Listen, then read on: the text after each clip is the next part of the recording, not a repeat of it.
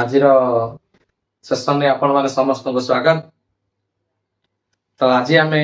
ଆରମ୍ଭ କରିବା ଦଶମ ଶ୍ରେଣୀ ଭୌତିକ ବିଜ୍ଞାନର କାର୍ବନ ଏବଂ ଏହାର ଯୌଗିକ। ସାଧାରଣତଃ କାର୍ବନକୁ ନେଇ ପିଲାମାନଙ୍କ ମନରେ ଟିକେ ଡାଉଟ ଥାଏ। ତ କମେଣ୍ଟ ମଧ୍ୟ ବହୁତ ଆସିଥିଲା ଯେ ସାର୍ କାର୍ବନ ଏବଂ ଏହାର ଯୌଗିକ ପରେ ଗୋଟେ କ୍ଲାସ ନିଅନ୍ତୁ। ତ ସେଇ କ୍ଲାସଟି ଆଜି ଆମେ ଆରମ୍ଭ କରିବା। ତ ଦେଖିବା ଯେ ଆମର ଟୋଟାଲି ପ୍ରକୃତିରେ 118ଟା ମୌଳିକ ରହିଛି। ପ୍ରକୃତିରେ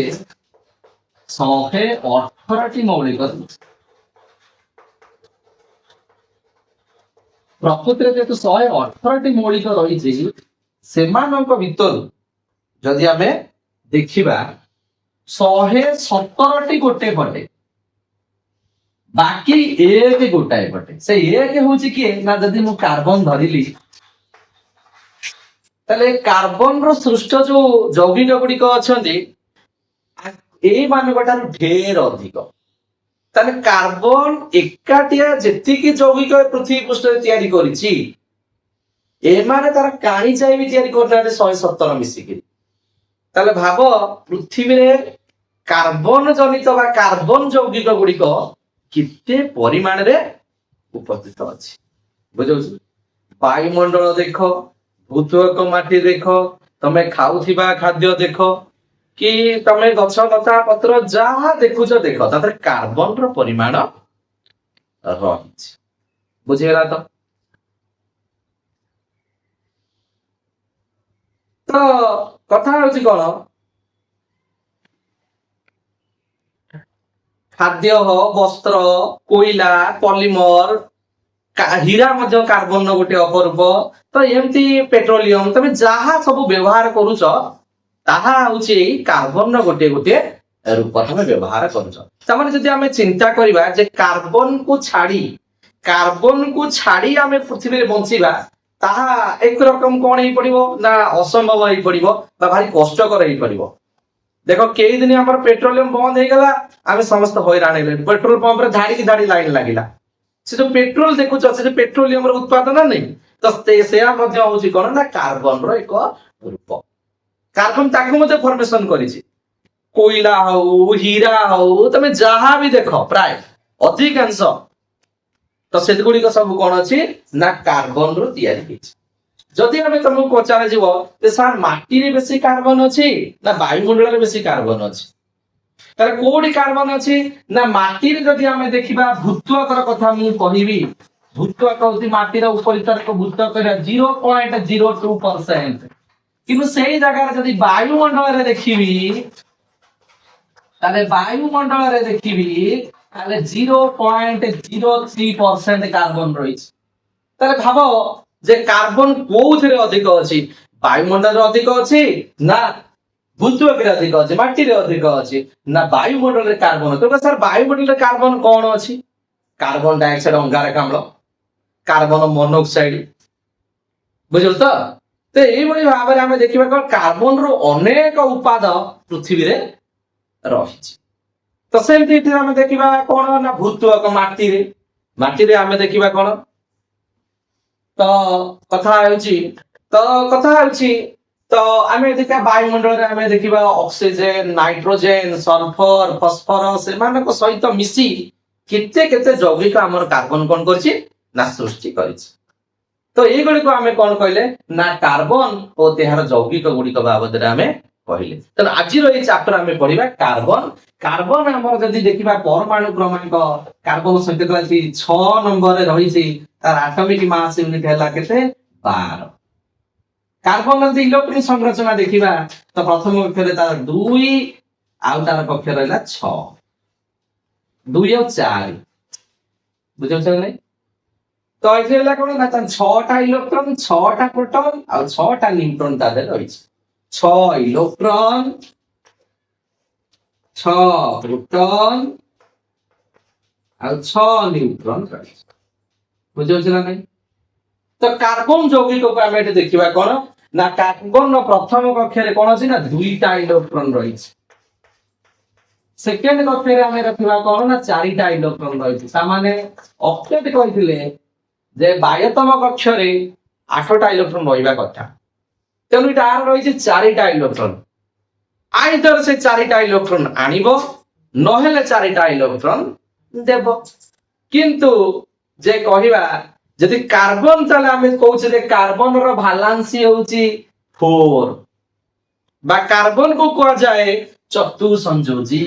ତେଣୁ କାର୍ବନ ହେଉଛି ଚତୁଃ ସଂଯୋଜୀ ଅର୍ଥାତ ତାର ଭାଲାନ୍ସି ହେଉଛି ଯେ 4 ବୁଝାଉଛି तो कार्बन যেতବେଳେ কোন করুଛି না 4টা ইলেকট্রন কু সে কোন করুଛି না যদি গ্রহণ করিব অর্থাৎ C4- কোন হবে না আনায়ন হবে বুঝলা না নাই C4- আনায়ন হবে তাহলে মই এটি কইবা কথা কোন যদি কার্বন কোন কলা না C4- আনায়ন হলা বুঝুছি তো तो যদি কার্বন C4- অর্থাৎ 4টা ইলেকট্রন কু সে গ্রহণ করে তার নিউক্লিয়াস রে রহিব কোন না নিউক্লিয়াস রে 6টা প্रोटॉन রহিব তার ইলেকট্রন আগুরু থিলা 4টা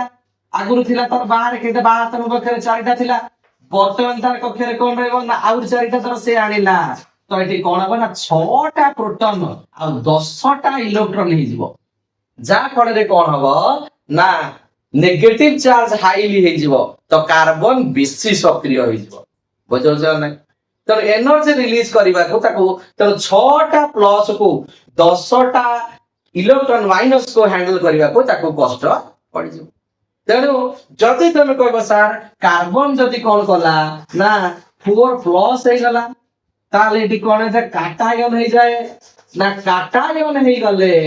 ତାମାନେ ଏଠି କଣ ହବ 4ଟା ଇଲେକ୍ଟ୍ରନ ଦେଇଦବ तो 4टा इलेक्ट्रॉन दे देले जेटी कोन हबो ना 6टा प्रोटॉन को 2टा इलेक्ट्रॉन रहि जिवो 4टा थिला जो देला बात पक्षरे 2टा तेनो एते इते अमाउंट रो एनर्जी बहुत ताको दरकार पड़ियो ताको रिलीज करिवा पाई ताहा मध्ये खर्च बळ भाबे बळ होई जिवो बुझौछ नै तेनो सेति पाई एठी हमर कोन करा जाय ना कार्बन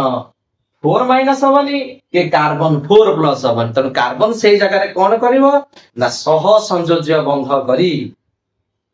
बुझौछि कार्बन सह संयोज्य बंध करी कि कोन करिवो ना যৌগিক গুড়িক গঠন বুঝিলা তো এই যে এইটি গোটে কথা আসিলা কোন সহ সংযোজ্য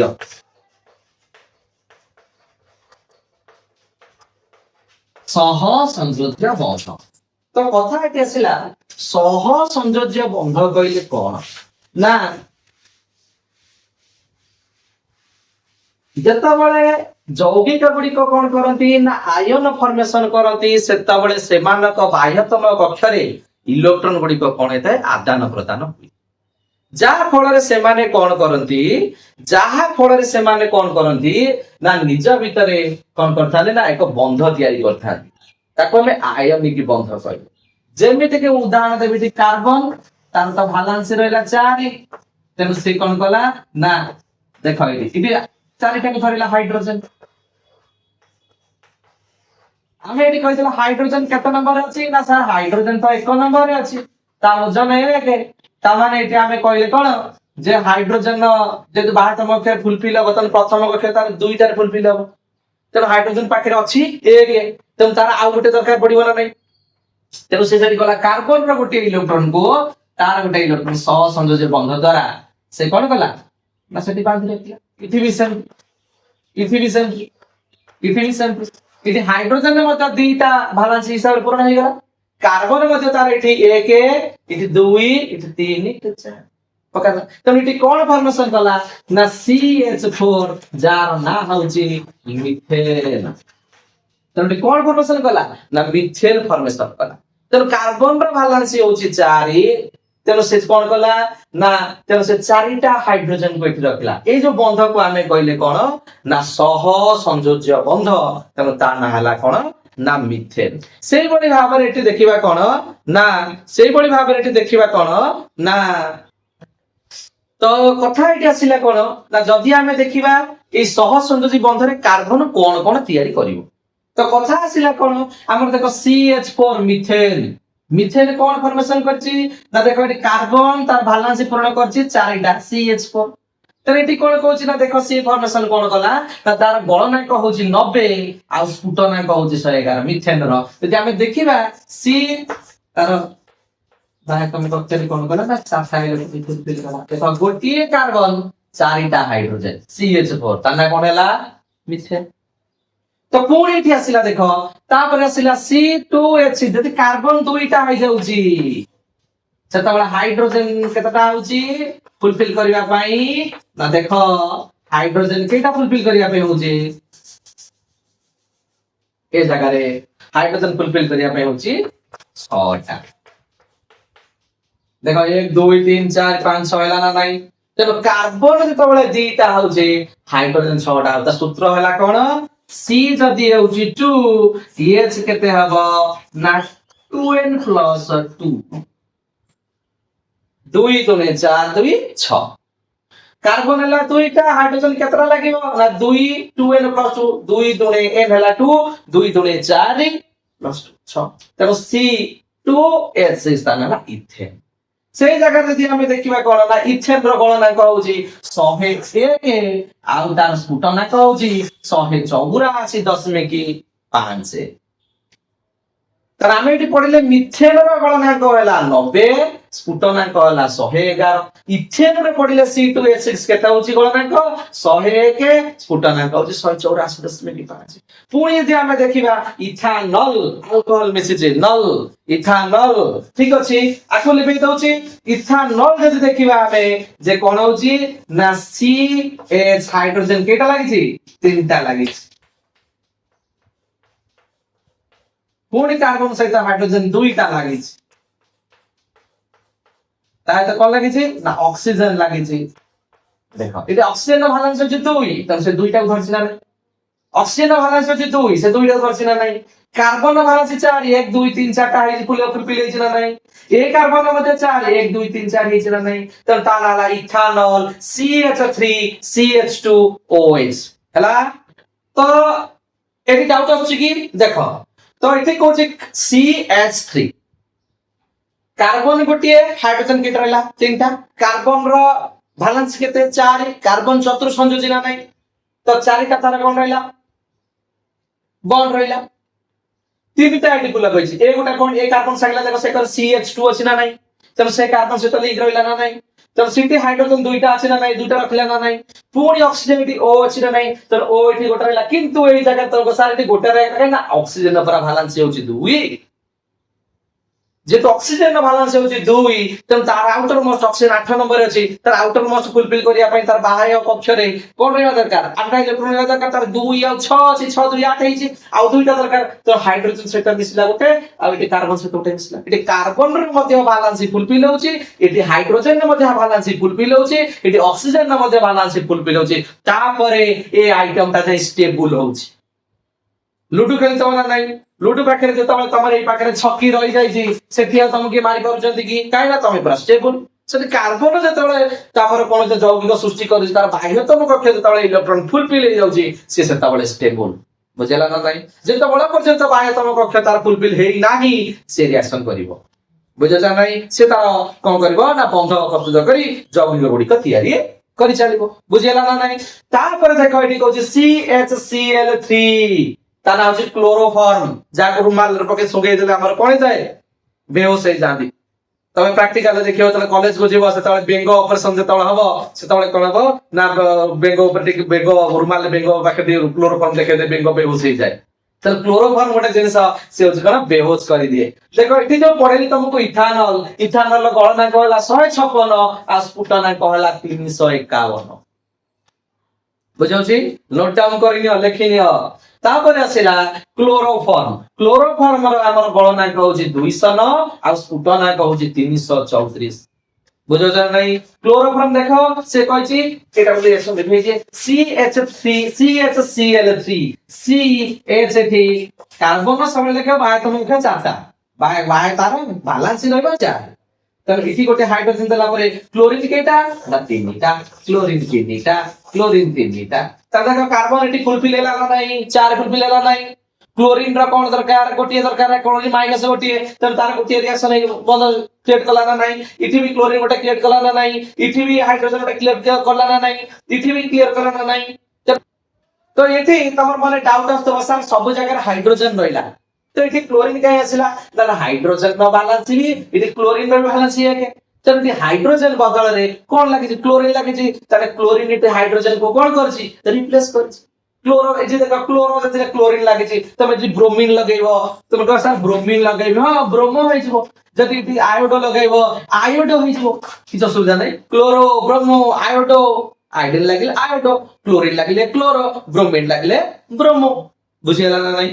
तत्ताबरे आसिला एटी कोन ना एटा के देखो एटी कोजी CH3COH acetic acid acetic acid आमे होचे कोन ना एटा दुर्बल acid weak acid acetic acid तो तार गणना कहउची 290 आ ता स्फुटन ना कहउची 391 बुझला ना नहीं स्ट्रक्चर देखिबा सी कार्बन कहि दिली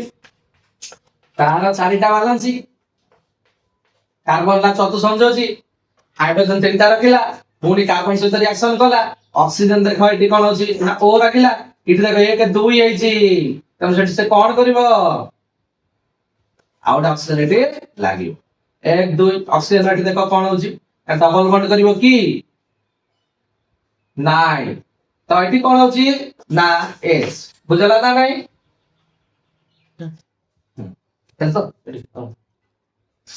तो एटी कोची कोन ना कि डबल बॉन्ड एटी कोची ओ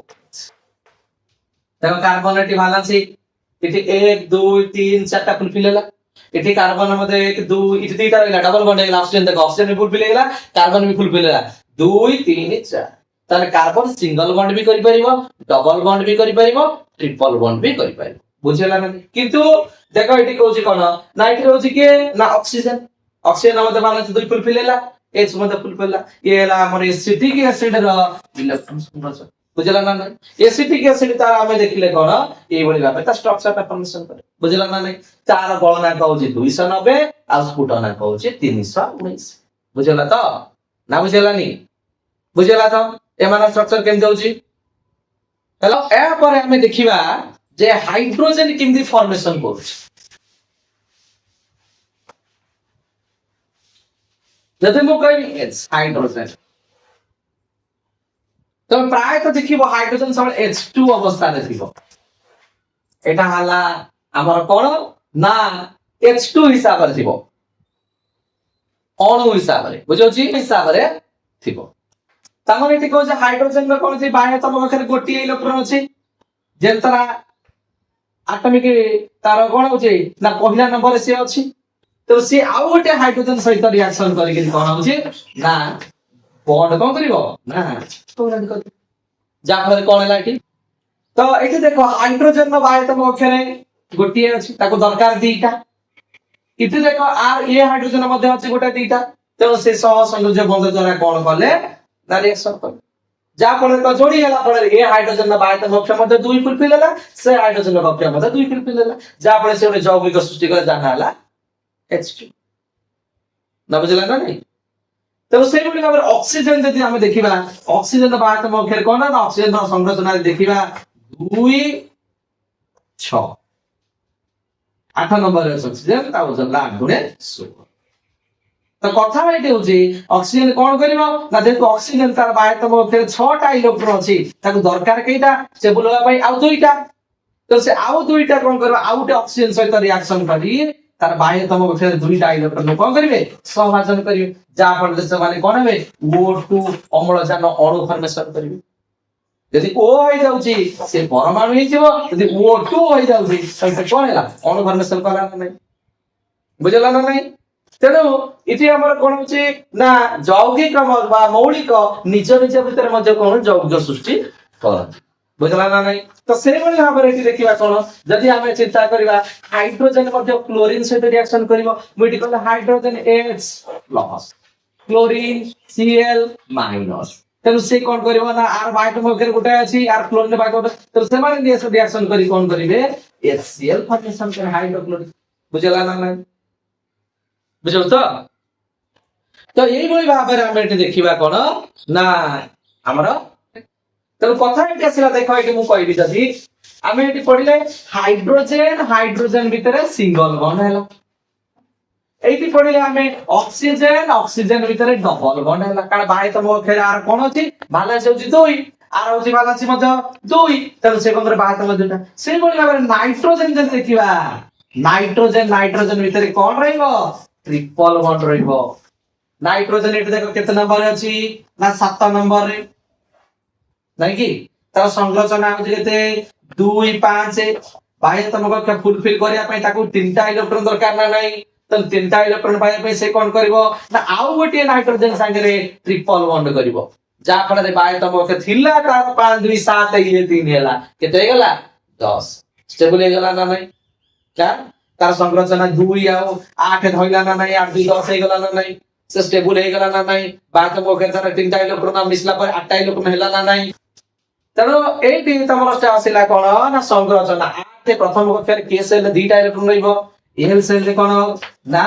आगरा इलेक्ट्रन रहला ना नाही तर ये कक्षर तर फुलफिल हैला ना नाही तर इटी हाइड्रोजन भीतर सिंगल बॉन्ड ऑक्सीजन भीतर डबल बॉन्ड नाइट्रोजन भीतर ट्रिपल बॉन्ड रहला बुझेला कि नाही बुझेला तो लेखिनियो बुझाउची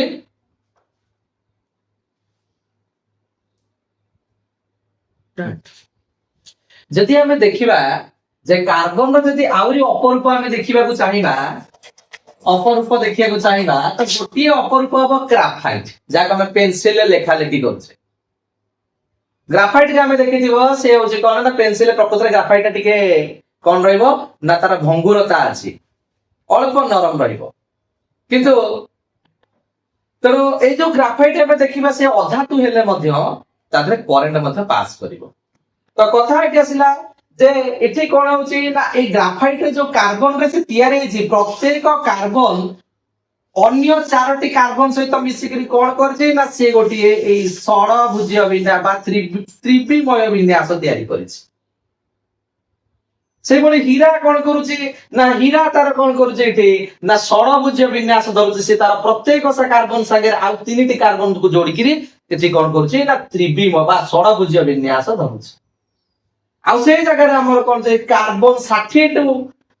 जो हमर परमाणु गुडी को जोडी हेली से माने कोन करूचंदी ना गोटे फुटबॉल स्ट्रक्चर जाको कोन जे जियोडेसिक डोम टाइप रो जोड़ देखले गोल गोल टाइप रो देखाउतिबो जियोडेसिक डोम कदम फुल टाइप रो देखा जाउतिबो जोटा कि हमर बकमिन्स्टर फुलरिन बा C60 हमें ताको कहउचे देखा जाउची आ ना एमिति काहे कि छी ना अमेरिकीय वैज्ञानिक बकमिलर ताको बाहर करथिले बोली त ताको नाम अनुसार ता ना दे देछि जे C60 बुझियला कि ना तार मो कहया कथा जे तुम पचरो ग्राफाइट रो आकार केमिति ना त्रिविमय हीरा रो आकार केमिति ना षडभुज विन्यास आ बकमिन्स्टर फुलरिन आकार केमिति ना जियोडेसिक डोम बा फुटबॉल स्ट्रक्चर थिबो तसे 60 टा कार्बन जोडी हेइतिबे हीरा रे ना प्रत्येक कार्बन सहित 3 टा एक्स्ट्रा कार्बन लागितिबे तापर एटी कहउची कोन ना ग्राफाइट रे देखु जति 6 टा को 6 टा जोडी हेइतिबे बुझौछ ना बुझौनी चार चार लिंक देखा करी गिरी से माने कोन हेते रिएक्शन जो जोडी हेइतिबे सहसंयोजक बंध गठन करी बनैतिबे तो ये रहिला हमर कार्बन रो अपरूप जे भी पछारिबे जे कार्बन रो अपरूप कोन ना ग्राफाइट मध्ये कार्बन रो अपरूप हीरा मध्ये कार्बन रो अपरूप बकमिन्स्टर फुलरिन मध्ये कार्बन रो अपरूप बुझियला त नै हां क्लियर तो आदिर सेक्शन को हम एट रखिबा एफर हम पार्ट 2 देखिबा तदे याको भलो से देखंदो कमेंट करंदो शेयर करंदो आ आपण संगमान सहित लाइक भी करंदो तो यदि किसी डाउट है आपण कमेंट बॉक्स में भी कहि परिबे तो या पर मु नेक्स्ट वीडियो रे